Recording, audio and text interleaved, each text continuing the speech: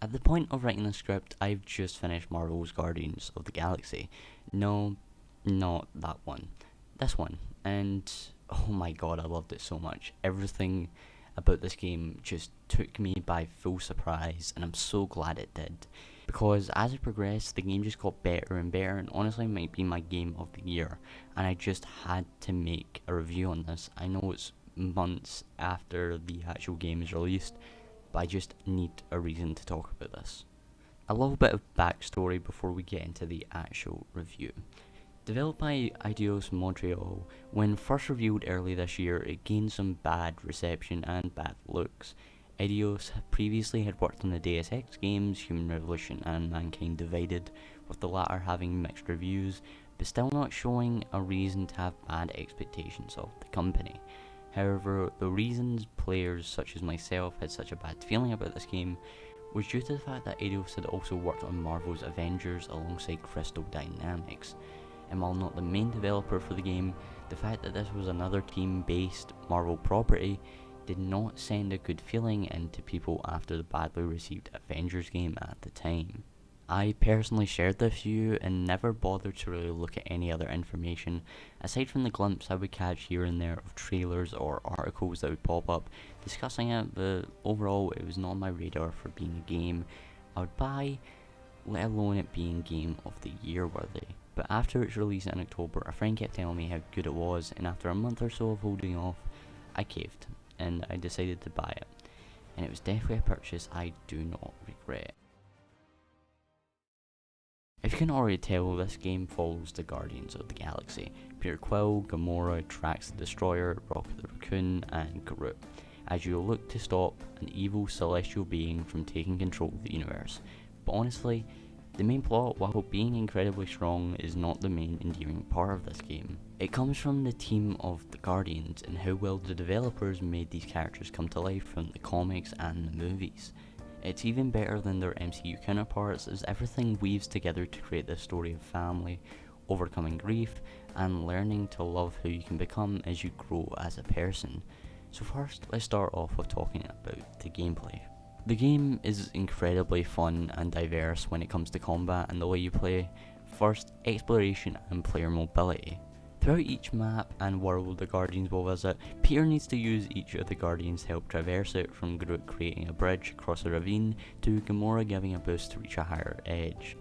Exploration is greatly rewarded with upgrade materials and funky new outfits, and as you get further through the story, as each Guardian learns to overcome their certain hurdles and trust Peter and the other Guardians more, they will eventually start helping without even asking, which is a really subtle detail, but there's tons of those in the gameplay to show the character progression of the group.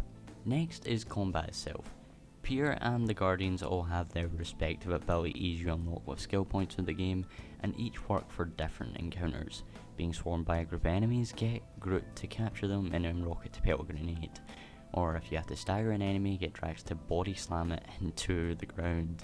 Every ability is useful, and not once did I feel I wasted an ability point to get it.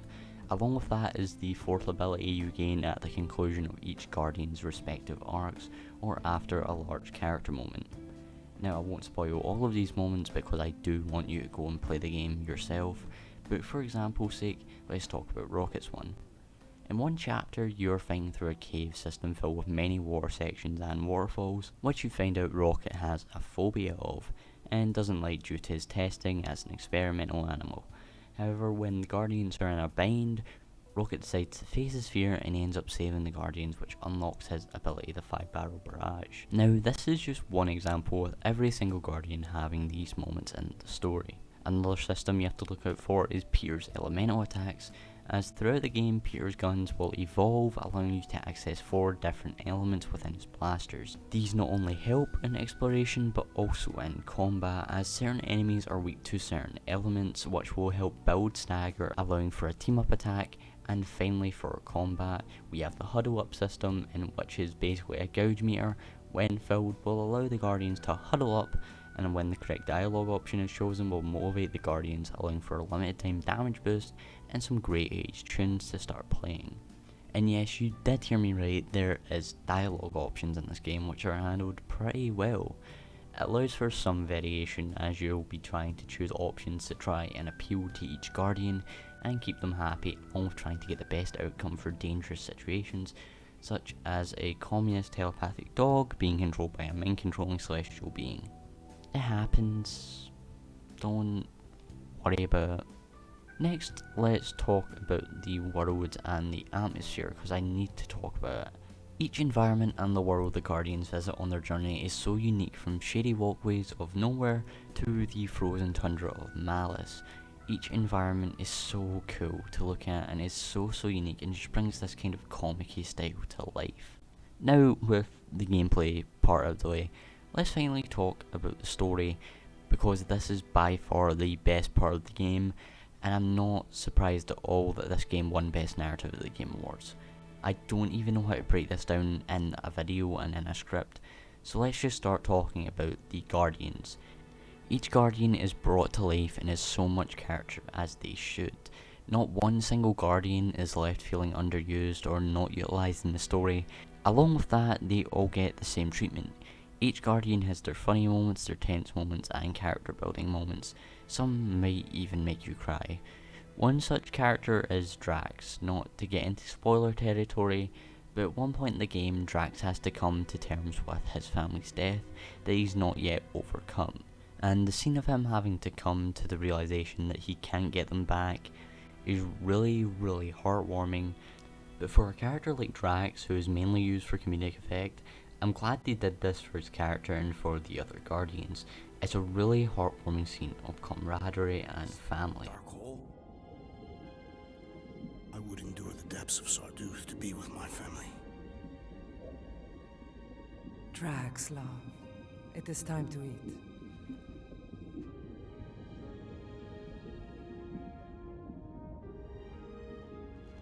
Look, I get it, man. They seem really special. They are the only thing that matters. My Hovat was the most fearless mate I've ever known. She brought me peace even during times of war. My Camarilla. My innocent little Camarilla. She was the best of us both. Despite her meager stature, they both were.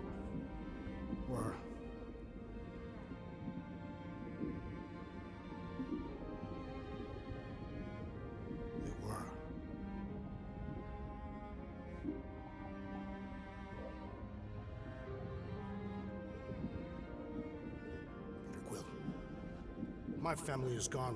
What sits before me? I don't know. But it's not real. It ain't good. It is a perversion, fed by desperation.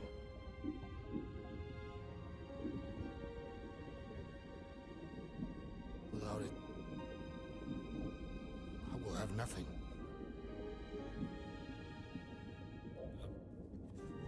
I cannot be alone again. You're not alone, man. We're here for you. We've all lost someone, Drax. But it gets easier if you surround yourself with the right people. I am Groot. Groot said some mushy stuff. Let's just pretend I said it too. We're a team.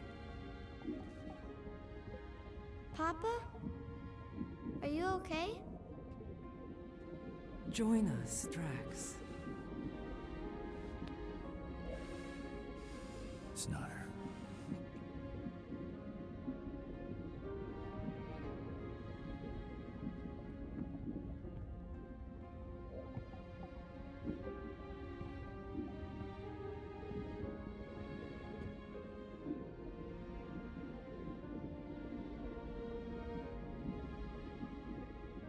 Are you hurt, Papa?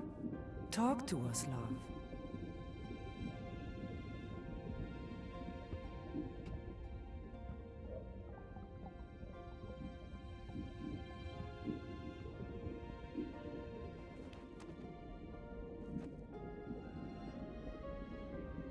I will cherish the time that we had. and not resent the time that we lost.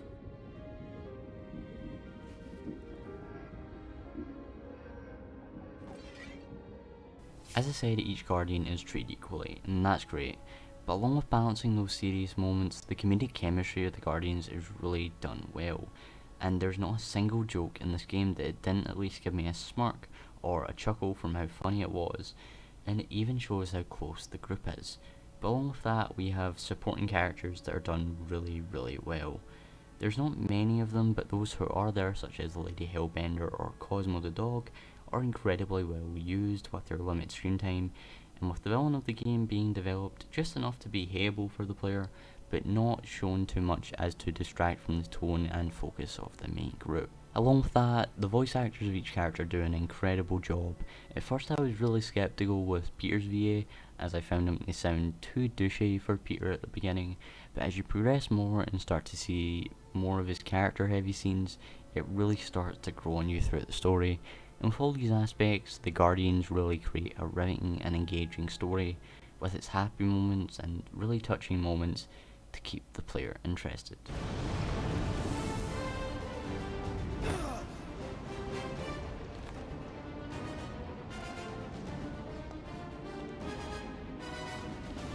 Are you gonna be okay? Yeah. That was just so... Metal? Yeah.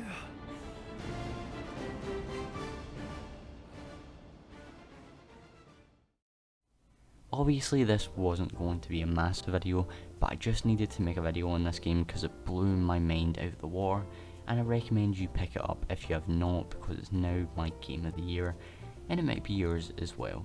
I'm not really going to give it like a rating out of 10 because I find it more and more difficult to do that as the years have went on, but it's definitely a must buy in my opinion. If you have played it, tell me what you think in the comments, and if you enjoy this video, make sure to hit the thumbs up button, as I appreciate it a lot, and make sure to subscribe if you want to see more from me. I have a Cyberpunk video that might or might not be out by this time, and also a Horizon Zero Dawn documentary / retrospective in the works that also may or may not be out by the time you're watching this. It's probably not. And also, by the time you're watching this, it is probably Christmas or just after it. So have a safe Christmas, have a happy new year, and I can't wait to see what happens in 2022. Have a good one, and goodbye.